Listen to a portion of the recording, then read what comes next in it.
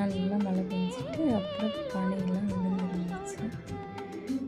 அப்படியே கொஞ்சம் நேச்சரை பார்த்துட்டு நல்லா இருந்துச்சு பார்க்குறதுக்கு. கொஞ்சம் சாணி வலிச்சு விட்டுட்டு உள்வாசலில் துணி எல்லாம் துவைச்சி காய போட்டாச்சு.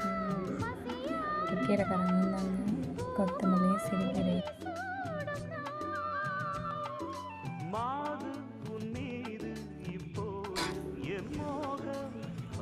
அப்புறம் துணியெல்லாம் கொஞ்சம் கிடந்துச்சு.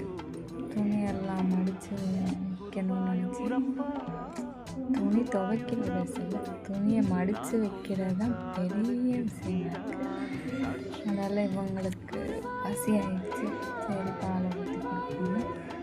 பால் ஊற்றி கொடுத்துட்டு